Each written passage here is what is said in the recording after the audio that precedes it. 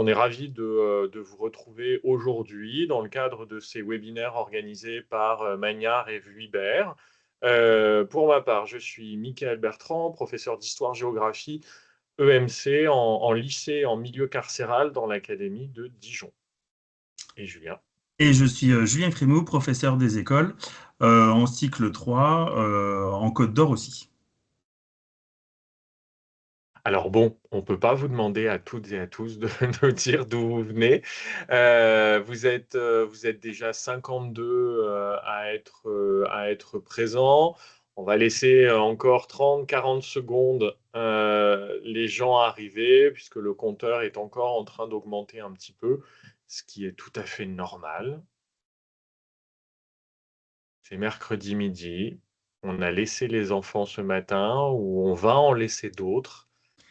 Après, ce qu'on peut dire, c'est qu'éventuellement, les gens pourront utiliser l'espace questions-réponses pour poser leurs questions au fur et à mesure du temps, éventuellement, quoi.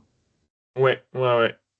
Alors, on vous le redira au moment de l'introduction, effectivement, pour les derniers qui sont arrivés, mais effectivement, le chat, l'espace conversation sur Teams, va vous permettre de poser vos questions tout au long de ce webinaire. On ne pourra pas y répondre dans la première partie. On va dérouler un propos dans la première partie, mais on va pouvoir capitaliser pour la deuxième partie qui est vraiment consacrée à répondre à vos questions. Alors, bah écoutez, il est 14h01, je vous propose qu'on commence. Vous êtes 59 maintenant présentes dans ce webinaire. C'est parti pour le démarrage. Donc, les présentations, c'est fait. Moi, mon objectif, dans un premier temps, hop, est de vous présenter le programme. Si ça veut bien, hop, fonctionner. On savait que ça allait être compliqué pour la première slide et après, ça ira tout seul. Voilà. Donc, voici le programme qu'on vous propose dans les 58 prochaines minutes. Le propos va s'organiser en 3 parties. Première partie, je vais être chargé de parler des enjeux de la différenciation pédagogique assistée par l'intelligence artificielle. L'idée est de réfléchir déjà sur les enjeux de nos métiers par rapport à cette intelligence artificielle, avant de voir, dans un deuxième temps avec Julien, la présentation de cas pratiques de classe et donc comment mettre en œuvre une différenciation pédagogique avec vos élèves dans vos pratiques quotidiennes grâce à quelques prompts, quelques trucs et astuces qu'on va vous partager.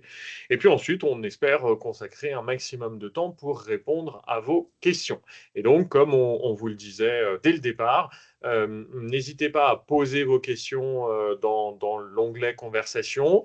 Pas de frustration si on n'y répond pas tout de suite, c'est normal, ça ne veut pas dire qu'on est en train de vous snober, c'est juste qu'on réserve tout ça à la fin pour pouvoir avoir à la fois la cohérence d'un propos dans la première partie et puis également pour pouvoir rassembler les questions dans la deuxième partie et ne pas avoir à y répondre plusieurs fois.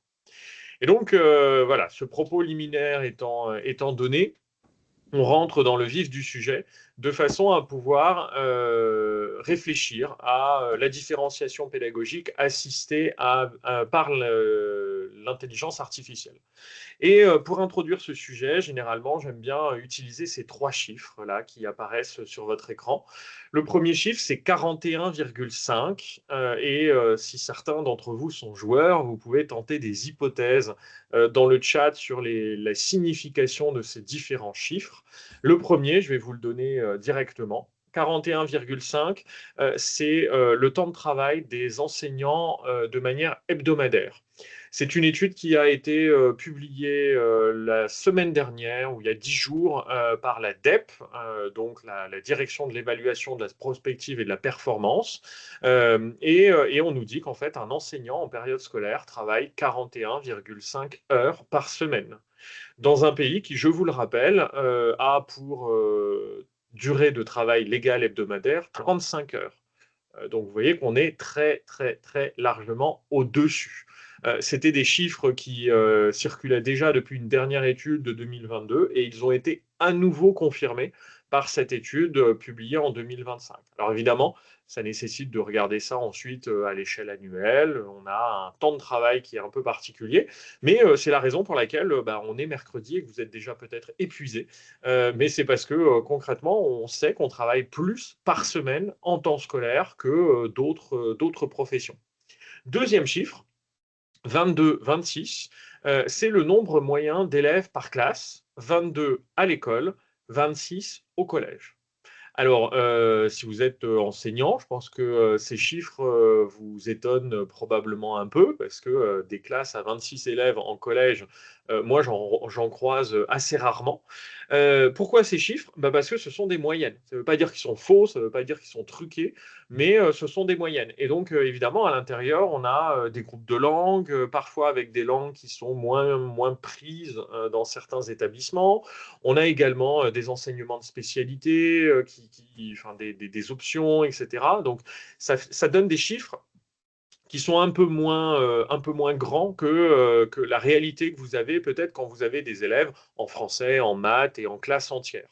Mais malgré tout, quand on prend ces moyennes et qu'on les compare avec les autres pays de l'OCDE, en fait, on se rend compte que la France est le pays de l'OCDE qui est systématiquement au-dessus de tous les autres sur le nombre d'élèves par classe. On a concrètement les classes les plus chargées de tous les pays du monde dit développé. 3,5, c'est le nombre de jours de formation par an et par enseignant français de collège. Et là aussi, c'est intéressant de mettre ça en perspective avec d'autres pays et d'autres catégories. Dans les autres pays de l'OCDE, un enseignant il reçoit en moyenne 8 jours de formation par an. Et pour les autres agents publics français de catégorie A, donc qui sont l'équivalent des enseignants en France, on est à 6 jours par an. Et donc, ça veut dire que les profs, dont on dit souvent que ils doivent être les premiers à réagir quand il y a un attentat, quand il y a des atteintes à la laïcité, quand il faut gérer l'éducation à la sexualité, à la vie sentimentale, etc., etc. En fait, c'est les moins formés. Voilà, parce qu'on estime que visiblement, il n'y a pas le temps, il n'y a pas la nécessité, mais en tout cas, c'est une réalité. Alors, pourquoi est-ce que je vous dis ça et quel est le rapport avec notre sujet du jour? Mais c'est parce qu'avec Julien, là, on va consacrer quelques minutes à vous partager des techniques et des stratégies pour vous faciliter la mise en œuvre de la différenciation pédagogique et de l'inclusion à l'aide de l'IA. Mais néanmoins, on voudrait vraiment insister sur le fait qu'à notre sens, la réponse ne peut pas être exclusivement technique.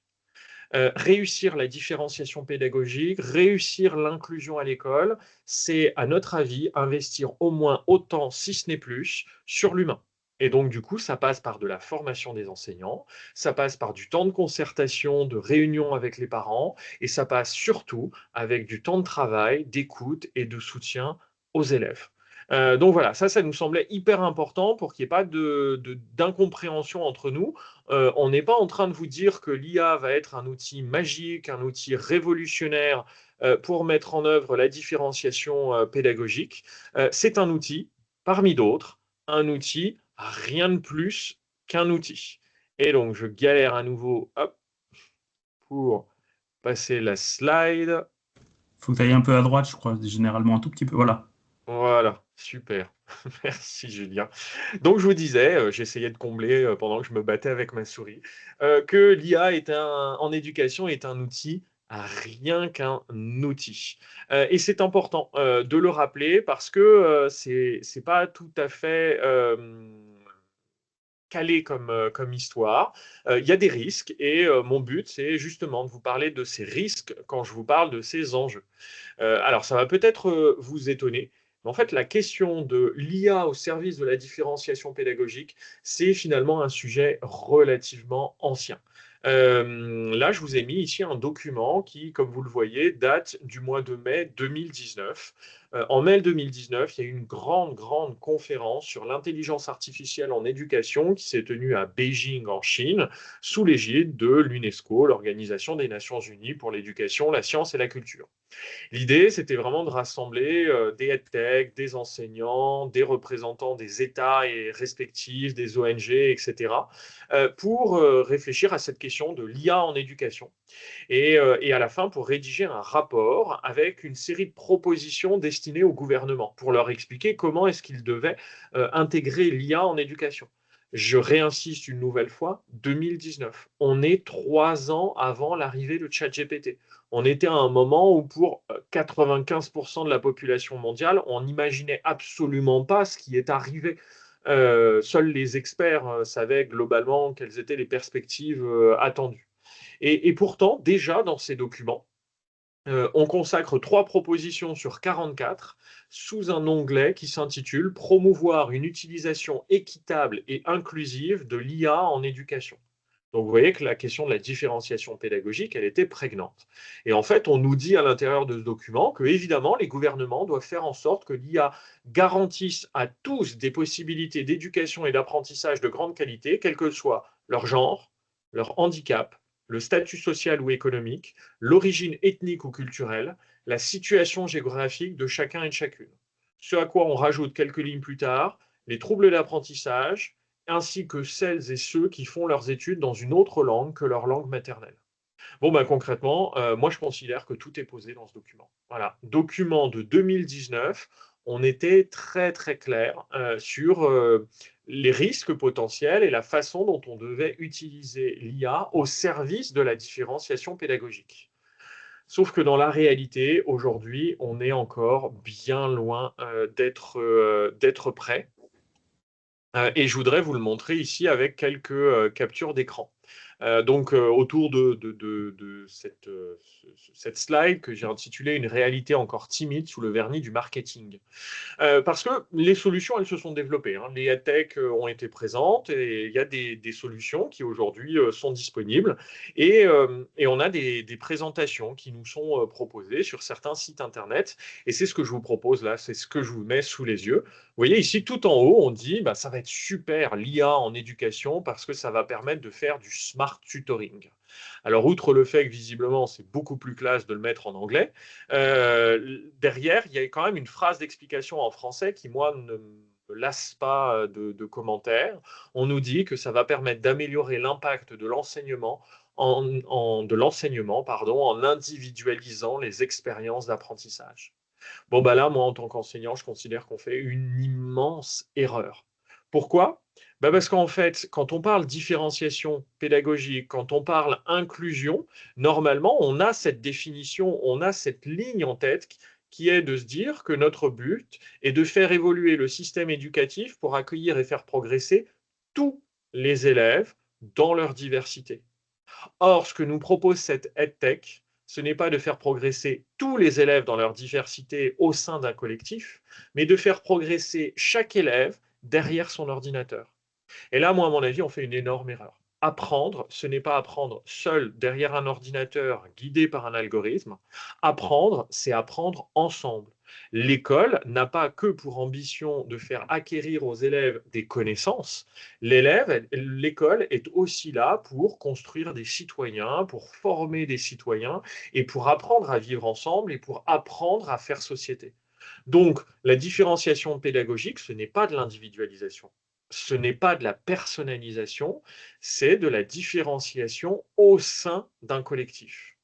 Donc ça, moi, c'est mon premier risque, ma première inquiétude quand on parle d'intelligence artificielle alimentée par de différenciation pédagogique, pardon, alimentée par une intelligence artificielle. Et puis ensuite, moi, je dois avouer que je suis aussi, pour le moment encore, souvent déçu par ce qui est proposé. Et c'est la raison pour laquelle je parle de solutions technicistes qui sont centrées sur l'assimilation de connaissances au détriment de compétences. Quand on parle IA en éducation aujourd'hui, on parle beaucoup de quiz. Alors, on a plein de choses qui sont apparues. Parfois, des anciens outils que vous connaissez déjà, Quizzes, Kahoot, etc., ont tous intégré de l'intelligence artificielle. C'est pratique, ça nous permet de gagner du temps. Est-ce que ça permet de faire vraiment de la différenciation pédagogique? C'est pas clair pour le moment.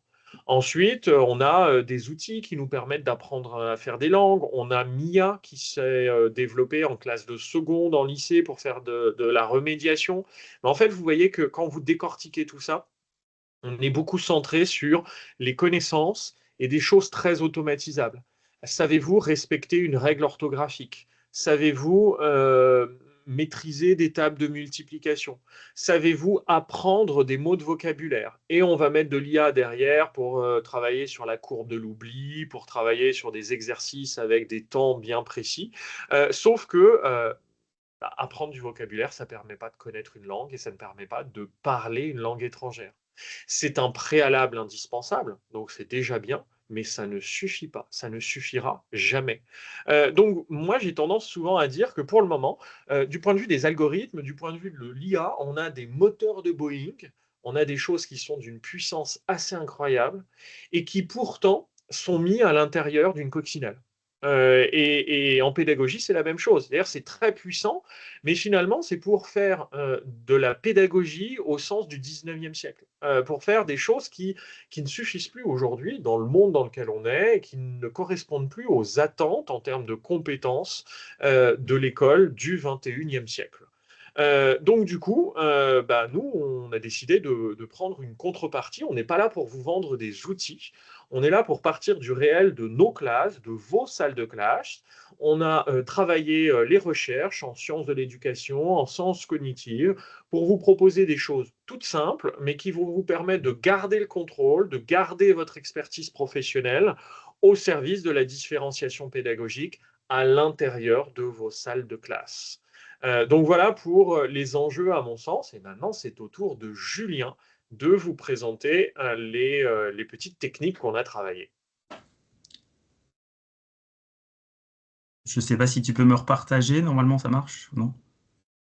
Ouais, c'est bon. Super, ça marche. Donc, en fait, par rapport à ce que disait Michael, pour l'école élémentaire, en tout cas, l'intelligence artificielle générative peut être pensée comme un assistant pédagogique pour préparer sa classe, pour nous accompagner dans l'amélioration de nos ressources, nos documents, et puis de pouvoir envisager cette différenciation, cette inclusion, et puis pourquoi pas aussi d'autres étapes où on peut travailler sur l'évaluation, adapter nos évaluations, les proposer à toutes nos situations d'élèves. Et puis on peut aujourd'hui même être dans la création, tout simplement avec certaines IA, d'outils qui permettent de créer des petites applications HTML pour faire travailler les élèves.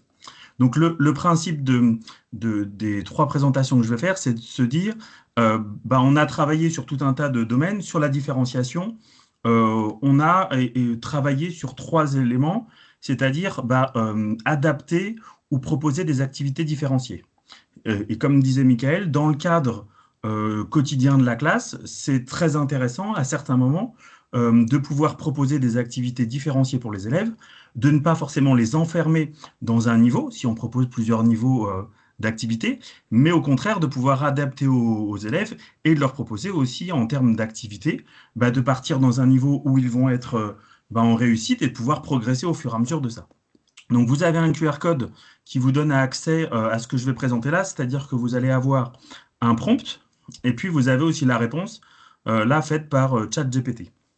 Donc le prompt, systématiquement, et c'est intéressant parce que Michael, il y a eu un gros travail là-dessus pour expliquer un petit peu sur quoi présenter ou comment organiser les prompts. Le principe, alors je vous laisse lire tranquillement si vous le souhaitez, hein.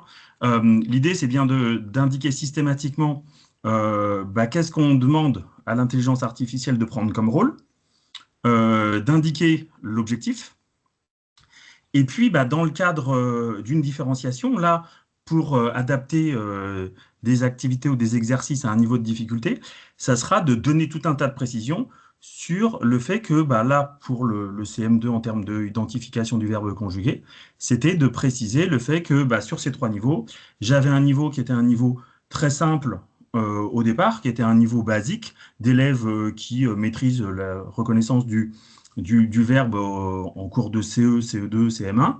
Et puis ensuite 2 situations de plus en plus complexes où on va avoir dans ces phrases-là des verbes qui vont apparaître avec d'autres formes que des verbes conjugués ou des verbes composés, ce qui fait qu'en fait les élèves vont devoir systématiquement rentrer dans des outils ou des pratiques qu'on a mises en place pour identifier, pas avec juste un repérage de se dire tiens, il y a un mot qui pourrait être un verbe, mais par des raisonnements qui vont permettre de les identifier.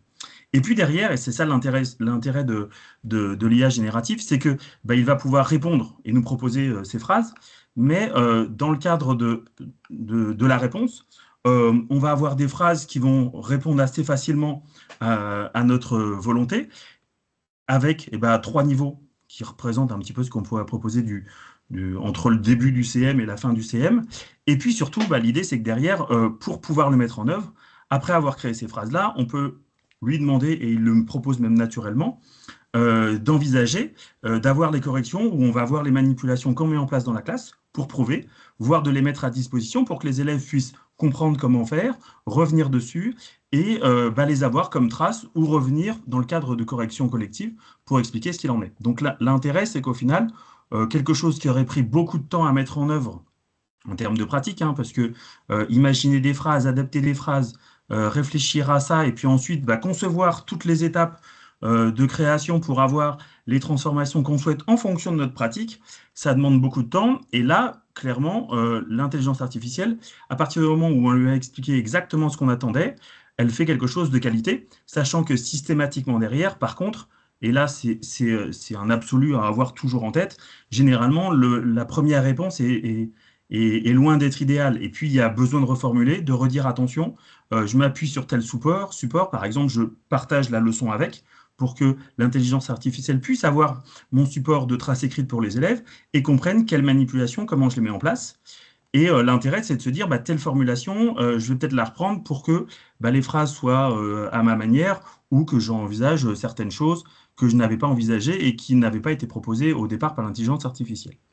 Donc ça, c'est une première partie, de pouvoir adapter en termes de difficulté, c'est-à-dire de se dire qu'on peut proposer des activités pédagogiques, des exercices qui sont mis en place en classe, qui peuvent être mis en place en autonomie, en entraînement, qui peuvent être amenés aux élèves à faire à certains moments, avec plusieurs niveaux, et de pouvoir aussi leur permettre de progresser, c'est-à-dire qu'on peut refaire à un moment donné des activités en ayant des situations de plus en plus difficiles. Deuxième activité autour de la différenciation, ce qui est, et pour revenir un peu sur ce que disait Michael, sur les 41 heures et demie par semaine, je pense qu'en fait, on est déjà dépassé par tout un tas de missions et que ce n'est pas toujours évident d'envisager les adaptations pour notamment les élèves 10, à partir du moment où il peut y avoir plusieurs élèves dans les classes, que ce n'est pas toujours évident, il existe des pratiques, mais que ce n'est pas toujours... Voilà, on l'a noté aussi avec la formation, ce n'est pas toujours évident de savoir comment faire, quoi faire, et puis on se sent un petit peu démuni. L'idée, c'est de proposer un prompt qui va permettre, ou des activités créées via l'intelligence artificielle autour d'un accompagnement en spécifiant les besoins pour l'élève 10. Voilà, donc là, l'exemple du prompt, c'était juste de se dire, on a des élèves qui peuvent avoir alors de la dyspraxie, de la dysorthographie, de la dyscalculie, tout un tas de 10.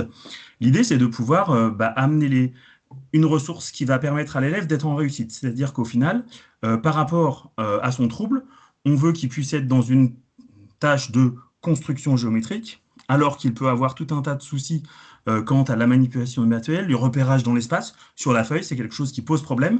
Si on veut lui permettre d'être dans la réussite, l'idée, c'est de proposer quelque chose qui va être un guide, alors qu'il ne l'enferme pas, parce que l'idée, c'est d'avoir un outil, de pouvoir aussi après le faire évoluer en fonction, et puis de le mettre à disposition à l'élève pour qu'il puisse construire éventuellement cette figure géométrique ou faire tout un tas d'autres activités.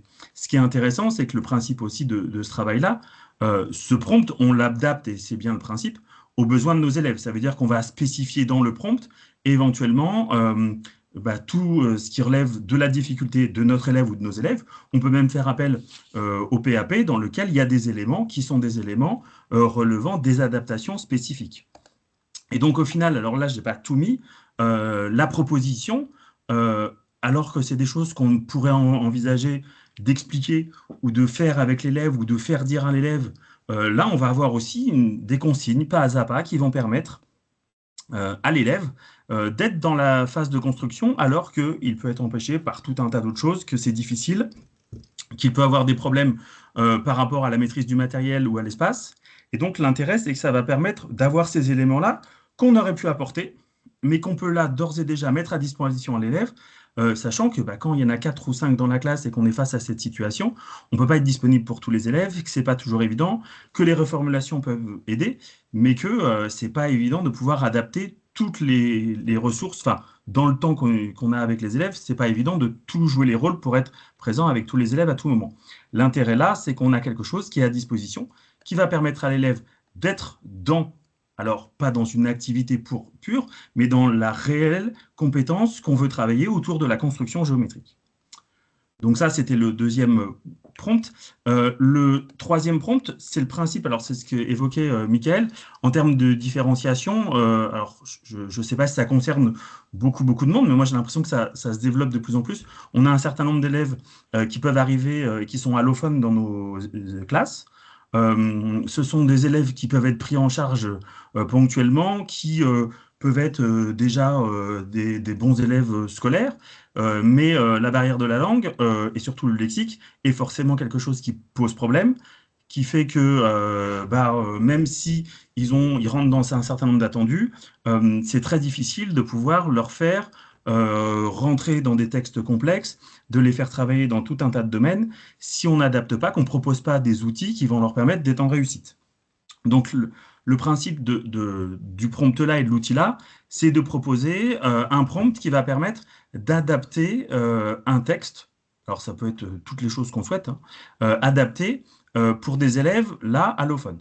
Donc, le principe, c'est de proposer le texte, donc de récupérer le texte, de le partager, et puis de demander à l'intelligence artificielle de dire qu'on est dans une action de professeur des écoles qui va penser de la différenciation pédagogique, de réfléchir à une adaptation du texte, donc de dire de quel type de texte il s'agit, et de faire qu'en fait on veut le rendre à des élèves, et là où c'est intéressant, c'est qu'on dit qu'on travaille dans une classe de CE2, on peut préciser un âge, mais on peut préciser aussi un âge plus jeune si on se dit que les élèves ont peut-être un niveau de maîtrise un petit peu difficile, mais aussi là préciser le fait qu'ils sont allophones.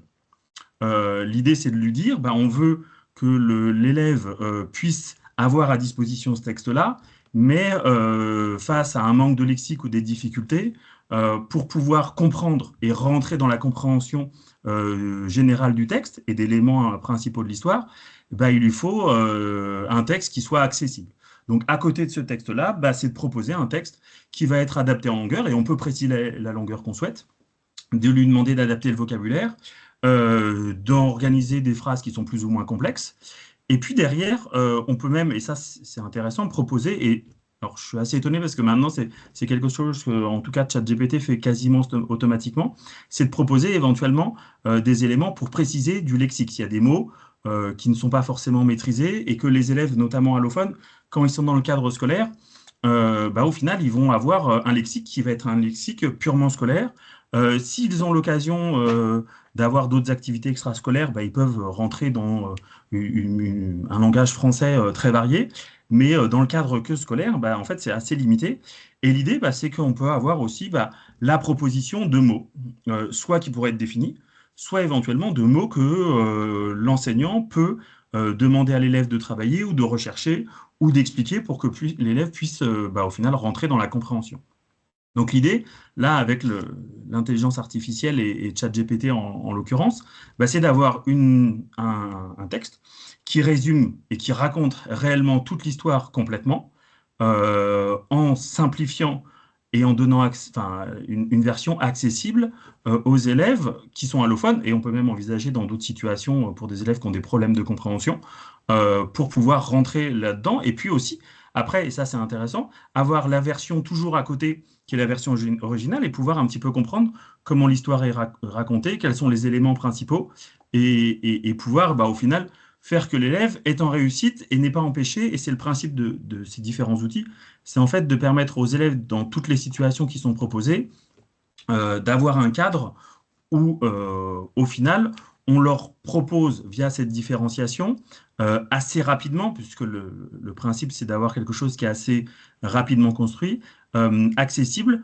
facilement proposable en classe, et qui va répondre aux besoins, parce que moi, je n'ai pas les chiffres en tête, mais en fait, je pense qu'au final, aujourd'hui, dans les classes, on est en gros à pas loin, pour un certain nombre de classes, de 3 à 5 élèves qui vont être des élèves à besoins éducatifs particuliers, ce qui fait que ça peut faire autant d'adaptation ou de différenciation spécifique. Je ne parle même pas en cadre général. Donc, ça veut dire que derrière, ça permet de pouvoir avoir cet outil rapidement mis en place et qui va être réutilisable et qui, en fait, à partir du moment où on a compris comment ça marche avec ce type de prompt, va être réutilisable ou envisageable avec d'autres sources. Puisque là, je proposais un travail en lecture, mais ça peut être aussi un travail dans une autre discipline, en histoire, en sciences, ou, et moi je l'ai fait là, il y a très peu de temps avec des élèves allophones, c'était par rapport à une explication de leçon, qui était une leçon en français, qui était assez complexe parce qu'il y avait plein de mots qui n'étaient pas évidents, c'était de les proposer d'une autre manière, avec des explications que l'élève pouvait assez vite comprendre, avec le bagage qu'il avait en étant arrivé qu'à peine depuis 1 an et demi en France.